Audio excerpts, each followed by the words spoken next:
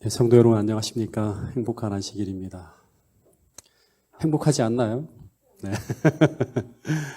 네, 비록 우리가 원래 모여야 될 숫자에 지금 보니까 한 4분의 1, 5분의 1 정도 모인 것 같습니다. 근데 하여튼 이런 모습을 보면서 어떤 생각을 하는가 하면 우리가 원래 평안하게 모일 수 있을 때 그때가 얼마나 감사하고 얼마나 그리운지 모르겠습니다. 성도들 간에 함께 붙어서 손잡고 허그하고 더 사랑하고 하더라도 아무런 문제가 없는 그런 시대가 얼마나 감사한지 모르겠습니다. 지금 그래도 이만큼 우리가 종교의 자유를 누리면서 하나님을 예배할 수 있는 것에 대해서 여러분 모두 감사하기를 바라고요. 이 안식일이 얼마나 우리에게 소중한 날인지 다시 한번 우리가 느껴볼 수 있는 시간이 되었으면 좋겠습니다. 매일같이 기도하면서 어떤 말씀을 준비해야 될지 일주일 내내 고민합니다. 그래서 이런 말씀을 준비하려고 하다가도 또 새벽마다 기도할 때마다 하나님께서 설교의 방향을 계속 바꿔주세요. 그래서 오늘도 저는 우리 마지막 시대를 비추어서 우리가 생각할 수 있는 한 기별, 지난번 목요일 날 제자훈련 시간에 우리 제자훈련팀은 잠깐 공부했던 부분인데 이 다니엘서 5장을 통해서 2주간이나 3주간에 걸쳐서 하나님이 우리에게 주시는 귀한 교훈을 함께 배워보고자 합니다.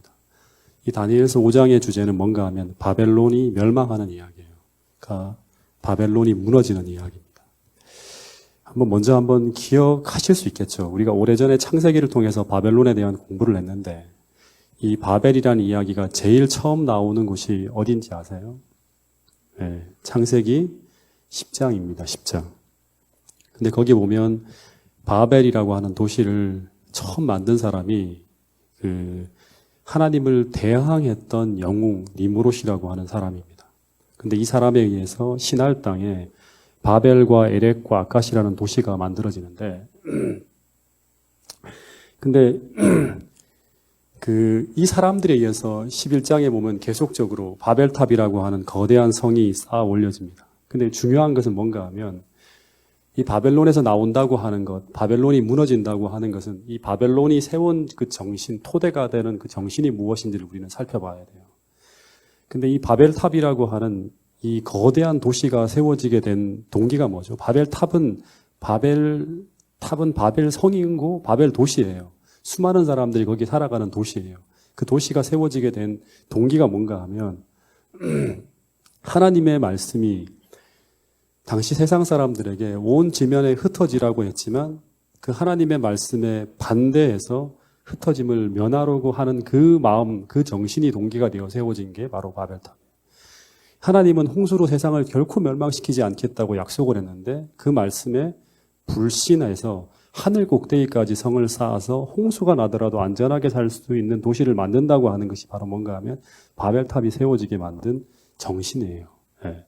다시 말해서 하나님의 아닌 인간의 지혜와 능력과 기술을 통한 안전과 하나님이 주시는 행복과 기쁨과 은혜를 다 잃어버리고 인간이 만들어내는 행복과 즐거움을 추구하는 거예요. 그 죄악으로 말미암아 하나님이 주신 기쁨이나 이런 걸 다 잃어버리는 거예요. 그래서 하나님이 아닌 인간을 숭배하고 찬양하며 살아가려고 하는 도시, 다시 말해서 철저히 인본주의 정신이 지배하는 도시가 바로 바벨론이라고 하는 도시입니다.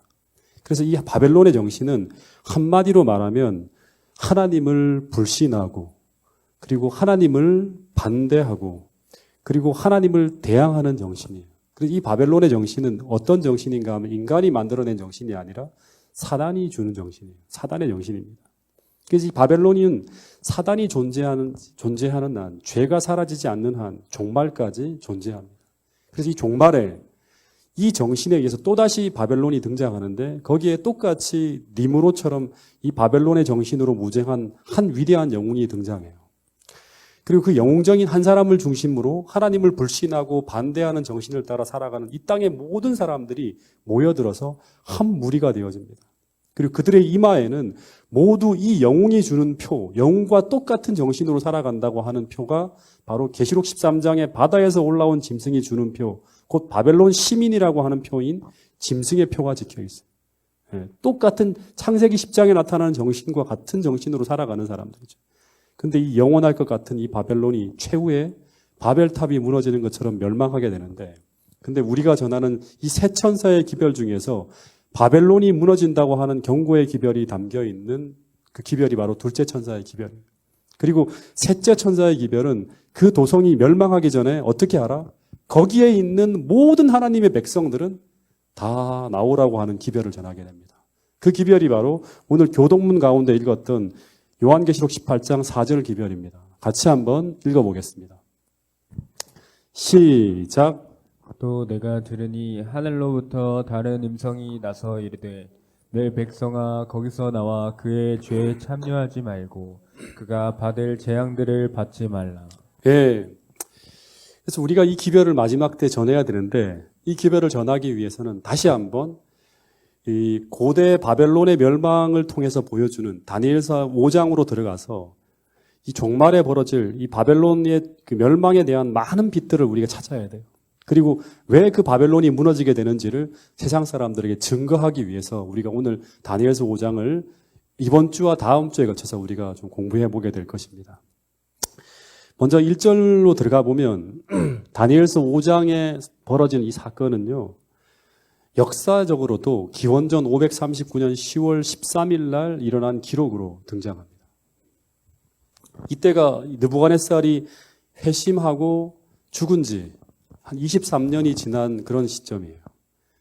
그리고 이 다니엘서 5장 이 기원전 539년 10월 13일 이날 밤에 어떤 일이 벌어지는가 하면 바벨론이 멸망합니다. 근데 이 이야기의 시작을 보면 1절에 보면 아주 재미있는 이야기가 흘러나옵니다. 다니엘서 5장 1절 말씀 같이 한번 읽어보겠습니다. 시작. 벨사살 왕이 그의 귀족 1000명을 위하여 큰 잔치를 베풀고 그 1000명 앞에서 술을 마시니라. 예, 여러분 한번 상상해 보세요. 한 1000명이 모여 있는 그런 이게 이제 그 공중공원, 바벨론의 공중공원 옆에 보면 한 터에 보면 한 1000명 정도가 모일 수 있는 연회장이 있대요.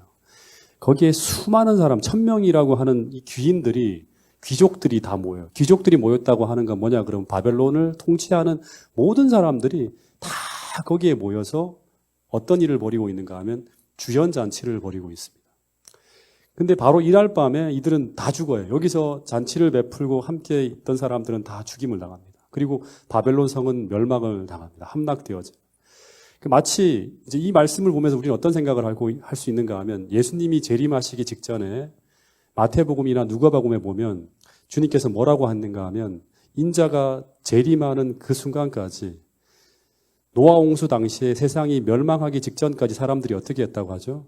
먹고 마시고 시집가고 장가가는 것처럼 그들이 이때를 분별하지 못하고 주의 재림을 준비하지 못했던 것처럼 똑같은 그런 상황이 벌어지게 된다고 얘기를 하고 있는데 이 상황이 바로 그런 상황이 아닌가 하는 생각이 듭니다. 실제 당시 바벨론은 이 페르시아 연합군을 이끌고 있는 고레스에 의해서 연전연패를 당하고 있는 상황이었습니다. 539년 이 고레스라고 하는 사람이 바벨론의 동부에 아주 중요한 그 도성이 뭔가 하면 바로 이 쿠티움이라고 하는 중요한 방어 시설이 있어요. 요충지예요, 전략적으로. 근데 이 쿠티움을 고레스가 정복을 합니다. 그래서 전세는 완전히 기울어지면서 바벨론의 멸망은 기정사실화된 상황이에요. 이 요새를 빼앗기고 난 후에. 그래서 이 때문에 요충지가 떨어진 가운데서 이 벨사살이라고 하는 이 왕이 급히 고레스라고 하는 사람이 티그리스 강을 건너오지 못하도록 이 티그리스 강을 건너와야지만 이제 이 바벨론으로 들어올 수 있는 거거든요. 예. 티그리스 강이 어떻게 보면 하나의 방어 시설이 될 수 있는 거예요. 그래서 티그리스 강변의 전략적 요충지인 오피스로 군대를 끌고 가요. 그래서 교전을 펼치지만 지는 거예요. 패합니다. 그래서 이 결정적인 패배로 마지막 방어선인 오피스가 무너지니까 이제 바벨론 멸망은 기정사실화된 거예요. 그래서 페르시아 군대가 아무런 저항 없이 539년 10월 11일, 그러니까 멸망 이틀 전에 유프라테스 강변의 요충 도시인 시파르로 이렇게 진입해 들어갔다 그럽니다. 이 고레스, 나보니더스 연대기에 보면 이 기록이 다 실려 있습니다. 그리고 10월 11일부터 페르시아 연합군은 바벨론 본성을 완전히 포위하고 마지막 공격을 위해 준비하고 있었습니다. 그래서 이 상황은 어떻게 보면 굉장히 절박한 상황입니다. 패하고 또 패하면서 마지막 바벨론 성만 남아있는 이런 절체절명의 상황 속에서 왜 바벨론 왕 벨사살은 이들의 봉쇄를 비웃듯이 주연을 베풀면서 환락에 빠져 있었는가? 생각해 봐야 되는 아주 중요한 대목 중에 하나겠죠. 첫 번째, 뭐 때문에 이들이 환락에 빠져서 주연을 베풀며 술에 취하고 있었는가? 그 첫 번째 이유는 뭔가 하면 그들은 그들이 만들어 놓은 방어 시설을 여전히 믿고 있었다고 하는 거예요. 우리가 다니엘서 2장을 우리가 함께 공부하신 분들은 알겠지만 이 바벨론의 과학 기술은요, 진짜 어마어마한 어떤 그런 화려한 어떤 그런 과학 기술을 가지고 있었어요. 그래서 그들은 그들의 과학과 기술과 문명으로 말미암아 바벨론이 어떤 외침에서 의해서도 멸망당하지 않을 수 있도록 사중의 방어시설로 스스로를 지키기에 충분한 대비를 해놓았다고 하는 거예요. 내성과 외성의 이중성벽과 성 사이의 마름새와 청동문, 그리고 외곽을 두르는 운하와 해자, 더하여서 바벨론 성내엔 외적에 의해서 포위를 당하더라도 20년 동안 버틸 수 있는 식량시설을 갖추어 놨어요. 그래서 어떤 외침에도 버틸 수 있는 난공불락의 요새가 바벨론 성이었다고 하는 것입니다. 그래서 이 벨사살이 이 상황에서 주연을 베푼 이유는 상황은 계속 연전연패하면서 불리해지고 있지만 절대로 두려워하지 말라는 것입니다. 그러면서 그는 이 성은 절대로 멸망되지 않을 것이라는 것을 확실하게 그 참석한 사람들에게 어떻게 보면 심어주기 위해서 이 주연을 통해서 외치고 있는 거예요. 나는 절대 두려워하지 않는다고 하는 거예요. 여러분, 당시 바벨론 성 안에는 두 가지의 기별이 전해지고 있었습니다. 그 중에 하나는 뭔가 하면 아무리 위험한 일들이 세상에 벌어진다 하더라도 이 세상은 안전하다고 하는 기별이에요. 다시 말해서 자신들이 고안해낸 어떻게 보면 바벨론이 계속 발달시켜 놓은 그 기술과 과학과 학문이 결국 이 위험을 극복하게 만들고 그래서 그들은 다시금 안정을 되찾고 다시금 번영하게 될 것이라고 하는 기별이 이 성 안에 외쳐지는 하나의 기별이었어요. 근데 이것과 정반대의 기별이 성 안에서 또 외쳐지고 있었는데 그것은 다니엘이 70년 동안 그곳에 머물면서 그 바벨론에 전한 그 하나님을 믿는 사람들을 중심으로 전해지는 기별이었습니다. 그것은 바로 하나님을 두려워하고 그에게 영광을 돌리라. 이는 그의 심판하실 시간이 이르렀다고 하는 기별이에요. 이 기별이 바벨론의 멸망이 임박해질 때 바벨론 곳곳에서 외쳐지고 있었다고 하는 거예요. 그리고 그 바벨론의 멸망을 믿는 자들은 바벨론을 빠져나와야 하는 것이고 고레스에 투항해야 된다고 하는 것이 바로 뭔가 하면 이 당시 도성에 또 하나 전해지고 있었던 기별이라고 하는 것입니다. 근데 또 하나 우리가 생각하게 되는 것은 뭔가 하면 이 멸망 직전에 바벨론에는 계속 주연이 베풀어지고 있었다고 하는 거예요. 이 주연이 베풀어지는 이유가 뭐죠? 멸망의 두려움을 달래기 위해서 주연이 베풀어지고 있는 것입니다. 근데 여러분, 똑같이 계시록 14장과 계시록 17장, 그 다음에 계시록 18장에 보면 역사의 마지막에 등장하는 이 바벨론은 멸망 직전에 온 세상에 뭐를 주고 있는가 하면 똑같이 바벨론의 포도주와 독주를 제공해서 세상으로 하여금 이 바벨론의 포도주에 취하게 만든다고 하는 기별이 계시록에 계속 등장하고 있는 기별 중에 하나입니다. 근데 이 바벨론의 포도주는, 바벨론이 주는 이 술은 이 세상 사람들로 하여금 어떤 일을 하게 만드는가 하면 예수님의 재림을 준비하지 못하도록 하는 거예요. 그래서 이것을 가지고 바벨론의 독주를 재림교에서는 어떻게 해석하는가 하면 거짓 기별이라고 하는 거예요. 바벨론이 전하는 거짓 기별이라고 하는 거예요. 지금 바벨론의 상황은 완전히 포위되어져 있고 그리고 그 문 밖에는 그리스도를 표상하는 고레스라는 장군이 이제 바벨론을 진입하기 위해서 모든 준비를 마치고 진입을 준비하고 있는데 근데 그 성 안에서는 전혀 이 성 밖의 분위기와 딴판으로 돌아가고 있는 거예요. 그들은 살기 위해서 그들은 예수 그리스도를 표상한 고레스에게 항복하고 투항해야 되는데 그런데 그들은 헛된 평안과 헛된 번영을 꿈꾸면서 이 고레스를 맞이할 준비를 못하고 있는 것입니다. 근데 그 이유는 바로 무엇인가 하면 바벨론 성 안의 모든 사람들에게 주어서 취하게 만든 바로 이 바벨론의 포도주 때문이라고 하는 거예요. 여러분, 이 마지막 때 온 세상에 전해지는 새 천사의 기별 가운데 하나가 뭔가 하면 이 바벨론이 제공하는 그 포도주를 마시지 말라고 하는 기별이에요. 다시 말해서 바벨론이 제공하는 그 포도주를 마시는 자들은 그 어떤 일을 당하게 되는가 하면 그 달콤함에 취해서 결국 주의 재림을 준비하지 못하게 되고 결국 하나님의 진노의 포도주를 마시게 될 것이라고 하는 기별이 새 천사의 기별 중에 한 기별이라고 하는 거예요. 여러분, 그래서 저는 이 바벨론의 포도주는 단순히 거짓 진리만을 말하는 것이 아니라 주의 재림을 준비하지 못하게 하는 이 마지막 시대에 하나님의 말씀과 교훈을 반대하는 모든 세상적 문화와 사상과 학문을 포함하는 것이 바로 뭔가 하면 이 바벨론의 독주라고 하는 것입니다. 여러분, 오늘도 이 바벨론의 포도주가 아니라 하나님께서 주시는 진리의 생수를 날마다 마시면서 맑은 정신과 영성으로 이 마지막 시대를 분별하며 주의 재림을 준비하실 수 있는 우리 모두가 될 수 있기를 간절히 바라겠습니다. 2절부터 4절에 보면 이 바벨론의 왕 벨사살이 이 독주에 취해서 하지 말아야 될 아주 결정적인 행동을 하게 되는데 2절과 4절의 말씀을 같이 한번 읽어보도록 하겠습니다. 자, 같이 2절과 4절의 말씀을 한번 다니엘서 5장 2절부터 4절 말씀을 같이 한번 펴서 읽어보겠습니다.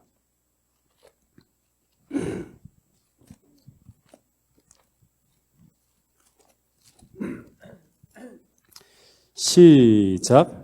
벨사살이 술을 마실 때에 명하여 그의 부친 느부갓네살이 예루살렘 성전에서 탈취하여 온 금, 은 그릇을 가져오라고 명하였으니 이는 왕과 귀족들과 왕후들과 후궁들이 다 그것으로 마시려 함이었더라. 이에 예루살렘 하나님의 전 성조 중에서 탈취하여 온 금 그릇을 가져오매 왕이 그 귀족들과 왕후들과 후궁들과 더불어 그것으로 마시더라. 그들이 술을 마시고는 그 금, 은, 구리, 쇠, 나무, 돌로 만든 신들을 찬양하니라. 예, 여기 보니까 유흥이 한참 올라갈 때 이제 이 벨사살이 이스라엘에서 가져온 성전 기명들을 가져오게 해서 그 잔 기명들에다가 술을 부어 마셨다고 합니다. 그리고 난 후에 어떻게 하죠? 금, 은, 동, 철과 나무로와 돌로 만든 수많은 신들을 찬양하고 예배하는 일을 합니다. 그러니까 이거는 이제 쉽게 말하면 여호와 하나님을 신성 모독하고 그 외의 모든 우상들에게 이 바벨론을 지켜달라고 하면서 빌고 있는 거예요. 예. 그러니까 하나님을 신성 모독하고 그리고 우상들에게 이제 이 바벨론의 도성의 멸망을 지켜달라고 경배하는 그런 일을 하고 있는 거예요. 당시 이 바벨론에는 수많은 신들이 있었어요. 이 바벨론은 어떤 한 나라를 정복할 때마다 그곳의 신들을 가져와서 이 에시길라라고 하는 복합 신전에다가 그 다 우상들을 갖다 놨어요. 그래서 이 에시길라 신전에는 수많은 성소가 있었고 그리고 수많은 잡신들이 이 우상들과 함께 그 안에 모셔졌어요. 그리고 바벨론 왕과 주민들은 정기적으로 축제를 하면서 이 신들에게 이 바벨론의 안전과 평화와 번영을 위해서 기도하고 경배하는 일을 합니다. 근데 이 벨사살이 이 마지막이 다가오는 이 절박한 시점에서 그는 뭐를 포기하는가 하면 여호와 하나님을 버리고 그리고 모독할 뿐만 아니라 그는 금, 은, 동, 철로 만든 온갖 잡신들에게 이 바벨론의 멸망으로부터 구해달라고 빌고 있는 장면이 펼쳐지고 있는 거예요. 여러분, 이것은 마지막 시대에 멸망을 앞둔 시점에 또다시 똑같이 벌어질 것이라고 성경은 예고하고 있어요. 여러분, 계시록 18장 2절에 보면 우리가 교동문에서 읽었는데 이 바벨론의 멸망이 임박할 시점에 이 바벨론이라는 그 도성 안에는 온갖 잡신들로 가득 찬 온갖 귀신의 초소와 온갖 가증한 것들의 더러운 것들의 영이 모이는 곳으로 변해버릴 것이라고 이 다니엘 계시록 18장 2절에서는 분명히 예언하고 있습니다. 이건 뭘 의미하는가 하면 마지막 시대 이 바벨론은 온갖 종교들이 다 하나로 통합되어질 것을 예고하고 있는 것입니다. 그리고 그 중심에는 요한계시록에서 계속 일관되게 우리에게 설명하기를 바다에서 올라온 짐승인 교황이 중심이 되어서 이 모든 것을 행할 것이라고 분명히 예언하고 있습니다. 근데 주의 재림이 임박해져 가고 있는 지금 이때 여러분 모든 세상의 상황들이 이 계시록 18장 2절의 이 예언의 성취를 위해서 계속 달려가고 있는 모습을 보게 됩니다. 제가 지난번에도 계속 말씀드렸지만 실제로 개신교는 진리를 버리고 교황과의 연합을 추진하고 있고 그리고 작년에는 이슬람이 그렇게 했고 그리고 올해 6월에는 아마 제가 굉장히 예의주시해 보고 있는데 이것이 코로나 사태로 가능할지는 모르지만 그 네덜란드에 있는 헤이그 평화공전에서 온 세계 종교 지도자들이 만나서 세계 평화와 인류의 공존을 위한 중요한 회의를 하기 위해서 모인다고 하는 거예요. 근데 그들이 그렇게 모이는 이유가 무엇인가 하면 똑같아요. 이 멸망에 가는 이 세상의 문제를 해결하기 위해서, 다시 말해서 인류 공멸이라는 것을 막기 위해서 세계 평화와 인류 공존이라는 큰 내일을 위해서 다 함께 연합해서 기도하자고 하는 거예요. 이것은 바벨론 멸망 직전에 하나님을 버리고 진리를 버리고 금, 은, 동, 철, 목석이라는 온갖 귀신들과 더러운 영이라는 우상을 향해서 지구의 구원을 위해 빌고 있는 모습과 비슷한 모습이라고 하는 것입니다. 여러분, 이 진리를 떠나서 모이는 이 연합 속에는 하나님이 함께 하시지 않습니다. 여러분, 분명히 성경에는 일관되게 우리에게 전해주는 기별 중에 하나가 뭔가 하면 우상 숭배와 숭배자와 하나님이 함께 연합할 수 없다고 하는 거예요. 여러분, 알라를 숭배하고 소를 숭배하고 부처라는 우상에 기도하는 사람들과 어떻게 함께 머리를 숙여 기도할 수 있겠습니까? 여러분, 그곳에 하나님이 함께 하실 수가 없어요. 여러분, 그래서 거짓된 종교연합은 참된 평화를 불러오는 것이 아니라 결국 붕괴되어지고 말 것이라고 성경은 이야기하고 있습니다. 왜냐하면 이 세상을 창조한 우리를 구원할 수 있는, 세상을 구원할 수 있는 유일한 신은 창조주 하나님, 예수 그리스도라고 하는 사실을 우리 모두가 반드시 믿게 되기를 간절히 바라겠습니다. 근데 이 벨사살이라고 하는 사람이 하나님을 전혀 모르는 사람이 아니었죠. 예. 이 벨사살이라고 하는 사람은 느부갓네살이 죽은 지 불과 6년밖에 지나지 않은 시점에 그의 아버지가 이제 나보니더스라고 하는 아버지가 왕이 됩니다. 그리고 3년이 지나지 않아서 이 사람이 아버지와 함께 공동치리자가 돼요. 그러니까 이 사람은 이 바벨론의 위대한 왕, 43년 동안 바벨론을 통치했던 이 느부갓네살에 대해서 자세히 알고 있었고, 그리고 이 사람은 다니엘서 4장에서 느부갓네살의 그 조서, 회심하는 조서와 이 사람이 어떻게 회심했고, 그리고 그 느부갓네살이라는 사람이 겪었던 그 풀무불 사건이나 금신상의 예언을 잘 알고 있는 사람이었어요. 그리고 늘 느부갓네살이 아마 이야기했을 거예요. 신상에 나온 그 금나라 다음에 무슨 나라가 온다? 은나라가 등장하게 될 것이라는 것을 알고 있었던 사람이 누구인가 하면 이 벨사살이라고 하는 왕이었어요. 그런데 이 사람이 이 모든 것을 알면서도 그 마음을 낮추지 아니하고 도리어 스스로 높여서 어떤 왕도 감히 하지 않았던 신성모독을 지금 행하고 있는 것입니다. 여러분, 근데 이것이 바로 바벨론의 본질적인 죄라고 하는 거예요. 다시 한번 이야기하면 모든 것을 알고 있으면서도 행하지 아니하고 하나님의 말씀을 반대하고 불신하고 진리를 거스르며 살아가는 것. 이것이 바로 무엇인가 하면 사단의 정신이에요. 사단이라고 하는 존재는 하나님 보좌 곁에서 하나님이 어떤 분인지, 하나님의 품성과 그 율법이 무엇인지에 대해서 다 알고 있는 사람이었어요. 근데 이 사단이 어떻게 하죠? 그걸 알고 있으면서도 스스로 자기를 낮추지 아니하고 그리고 하나님을 반대하고 불신하고 진리를 거스르며 살아가는 것. 이것이 바로 사단의 정신이었고 바로 이것이 바벨론을 탄생시킨 죄악이었다고 하는 것입니다. 근데 여러분, 이 바벨론의 정신이 오늘 우리들에게는 없는지 이 시간 한번 살펴보시기를 간절히 바라겠습니다. 여러분, 오늘 우리 안에 이 정신이 싹트고 있다면, 그리고 이 정신이 오늘 우리 삶을 이끌고 있다면 오늘 우리도 바벨론이 되어질 수 있을까요? 네, 성경은 그것을 경고하고 있습니다. 여러분, 새 천사의 기별에 의하면 하나님을 두려워하고 그에게 영광을 돌리라. 이는 그의 심판하실 시간이 이르렀다고 하는 기별이 바로 첫째 천사의 기별인데, 오늘 우리가 벨사살처럼 이 모든 진리를 알고 이 모든 빛을 받고도 이 받은 빛대로 살지 않고 하나님 말씀을 불신하고 반대하고 대항하는 방향으로 오늘 우리가 살고 있다면 오늘 우리는 바벨론의 정신으로 살아가고 있는 것이고, 그리고 우리 인생은 언젠가는 무너짐을 위해 준비되어져 가고 있다고 하는 사실을 우리 모두가 꼭 기억할 수 있게 되기를 간절히 바라겠습니다. 오래전에 한 중진 목사님 중에 재림교회 한 중견 목사님이 계셨어요. 근데 이 목사님은 우리가 지금 속해 있는 서부 지역에서 마지막 목회를 하셨던 분이에요. 근데 이 목사님의 부모님은 아주 신실한 재림교회 장로님이셨고, 그래서 아마 이 목사님은 모태신앙을 하셨던 분이에요. 그리고 이 목사님은 재림교회에서 삼육학교를 다 나오셨어요. 그러니까 재림교인 중에 재림교인이셨어요. 그리고 더하여서 이분은 신학을 공부하셨고, 그리고 20년 가까이 재림교회에서 목회를 하시면서 이 새 천사의 기별을 연구하며 증거하신 분이었어요. 근데 제가 알기로는 이분을 아는 많은 분들이 이 목사님이 정말 참 똑똑한 목사님이라고까지 이야기를 합니다. 그래서 이 재림교회 기별을 지성적으로 이해하기 어려운 그런 분이 아니라 이것을 충분히 다 알고 있는 분이셨어요. 근데 그토록 큰 빛을 받고 그리고 그 빛 가운데 살아오셨는데 이분이 이 재림교회 진리를 부정하고 결국에는 교회를 떠나게 됩니다.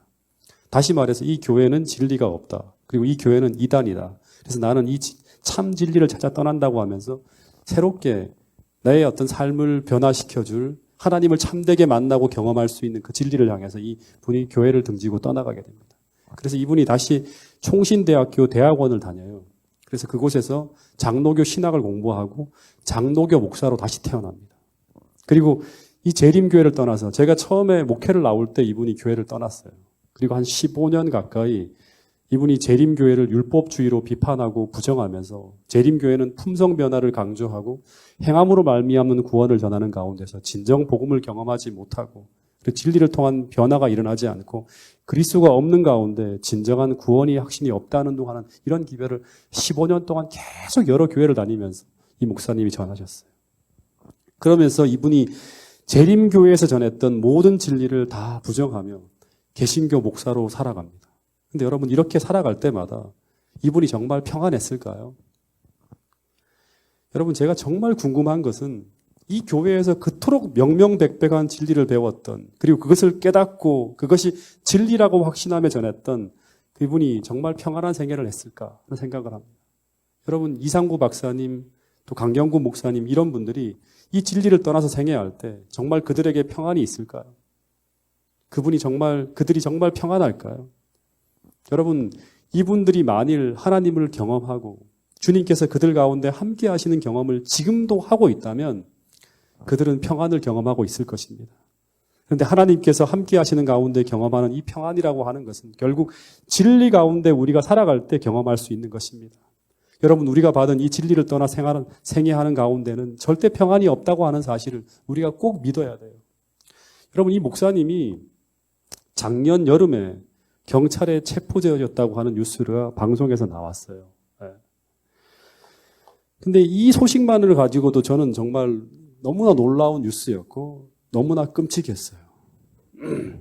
근데 이 목사님이 왜 체포되어졌는가 하면 바로 아버지와 재산 문제로 불화하다가 아버지를 살해했는데 그런데 그 살해하는 방법이 아버지가 마치 사고로 돌아가시는 것처럼 이분이 위장을 해요.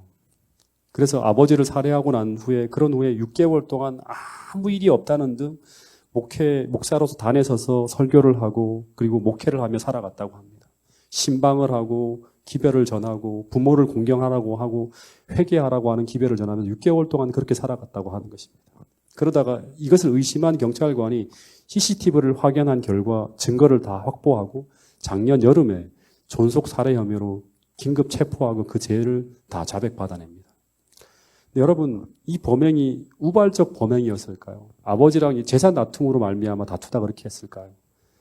그렇지 않다고 하는 거예요. 제가 이제 이 기사에 대해서 심층 보도한 그런 내용들을 제가 보고 난 후에 정말 너무너무 큰 충격을 받았어요. 이분은 세 차례나 아버지와 어머니를 죽이려고 모의했다고 하는 거예요. 복숭아 죽에다가 농약을 첫 번째 넣어서 살해를 시도했고 엄마 아버지를요. 그리고 감자에다가 또 농약을 넣어 죽이려고 했고 그리고 세 번째는 아버지의 차량에 너트를 풀어갖고 사고가 나도록 만들었어요. 아버지가 차를 타고 가다 사고가 났어요. 근데 다행히 돌아가시지 않았어요. 그러다가 아버지가 죽지 않으니까 이번에는 아버지를 둔기로 머리를 내리쳐서 죽이고 그리고 사고로 위장해서 살아왔다고 합니다. 덤프트럭이 이게 너트가 풀려서 뒤로 확 넘어지는 것처럼 했는데 상체가 다 이게 여기 깔려갖고 돌아가셨는데 이상하게 머리가 이렇게 함몰되어 있다는 걸 보고 경찰이 계속 의심해서 조사한 결과 이분이 아버지를 죽인 거예요. 여러분 정말 너무너무 소름 끼치는 장면이 아닙니까? 여러분 요즘 우리가 N번방을 운영한 이 조주빈이라는 사람을 악마라고 하는데 근데 이 목사님하고 이 조주빈하고 다를 게 뭐가 있을까요? 다를 게 없습니다. 여러분 저는 이런 생각을 했습니다. 그분이 이 진리를 따라 살아가는 가운데 날마다 그의 마음속에서 벌어지는 악을 바라보며 그러니까 아버지를 죽이려고 3번씩이나 시도하잖아요. 계속 이렇게 타오르는 이 죄악을 바라보면서 이 사람이 어떤 생각을 했을까요?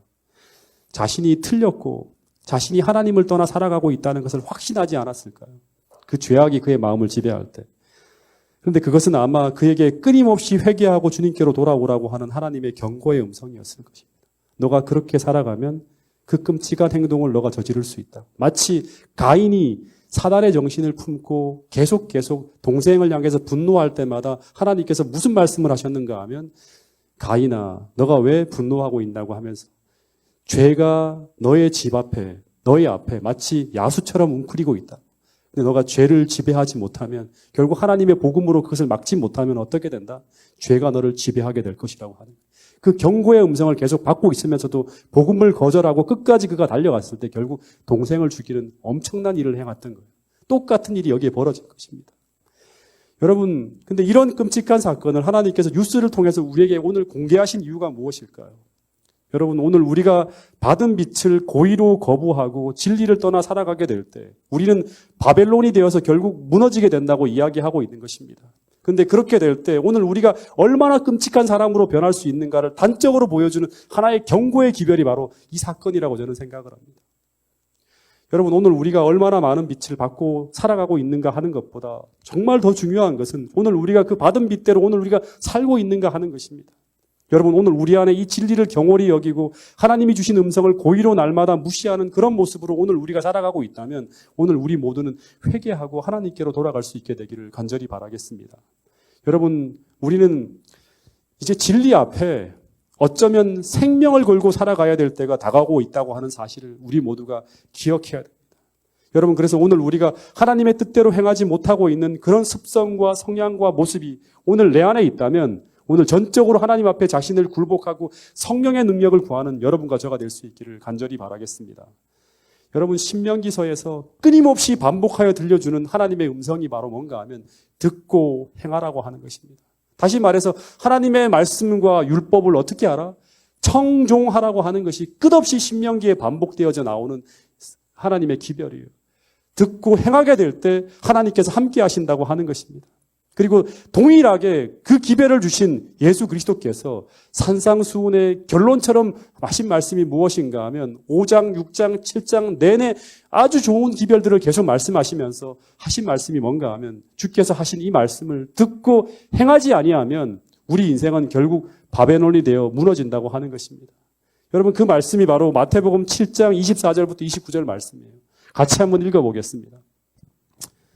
마태복음 7장 24절부터 27절까지의 말씀을 같이 한번 읽어보겠습니다. 시작. 그러므로 누구든지 나의 이 말을 듣고 행하는 자는 그 집을 반석 위에 지은 지혜로운 사람 같으리니 비가 내리고 창수가 나고 바람이 불어 그 집이 부딪히되 무너지지 아니하나니 이는 주추를 반석 위에 놓은 까닭이요 나의 이 말을 듣고 행하지 아니하는 자는 그 집을 모래 위에 지은 어리석은 사람 같으리니 비가 내리고 창수가 무너지고 바람이 불어 그 집에 부딪힘에 무너져 그 무너짐이 심하니라. 예, 이 산상수훈의 결론과 같은 말씀이 바로 뭔가 하면 듣고 행하라고 하는 거예요. 듣고 행하지 아니하면 그 진리는 결국 그 사람의 것이 될 수 없는 거예요. 여러분, 오늘 이 말씀이 우리의 마음속에 깊이 담겨지게 되기를 간절히 바라겠습니다. 여러분, 바벨론이 무너집니다. 왜 무너지는가? 오늘 결론과 같은 말씀이 뭔가 하면 다니엘이 그곳에서 하나님과 함께 적어도 4번 가까이 바벨론 온 천지를 비추는 진리의 빛을 증거했어요. 풀불 사건, 그 다음에 금신상에 대한 어떤 그런 기별을 통해서 계속 하나님께서 다니엘을 통해서 그 바벨론 전체에 하나님이 온 우주를 통치하시고 세상을 창조하신 창조주 하나님이라는 사실, 모든 신 중의 신이라고 하는 사실을 계속 전했지만 그들은 그 진리를 받고도 행하지 않는 거예요. 결국 그것이 바로 바벨론의 멸망을 야기한 것입니다. 여러분, 진리가 무엇인지 알지만 그것을 거부하는 것이 바로 뭔가 하면 결국에는 무너진다고 하는 것입니다. 여러분, 이 시간 잠시 눈을 감고 생각하는 시간을 갖도록 하겠습니다. 여러분, 오늘 우리 모두는 우리가 받은 진리 가운데, 빛 가운데 오늘 우리가 살고 있는지, 정말 진리에 일치되게 살아가고 있는지를 스스로 점검하게 되기를 간절히 바라겠습니다. 날마다 하나님 말씀이 우리 앞에 제시되고 있음에도 말씀 앞에 스스로를 낮추지 않고 날마다 받은 빛에 충실한 삶을 살아가고 있지 않다면 우리는 언젠가 그 말씀을 거부하게 되고 결국 하나님의 말씀을 불신하고 반대하며 하나님의 반대편에 서서 살아가는 바벨론과 하나가 되고 있는 우리 자신을 발견할 수 있다고 성경은 분명히 경고하고 있다고 하는 사실입니다.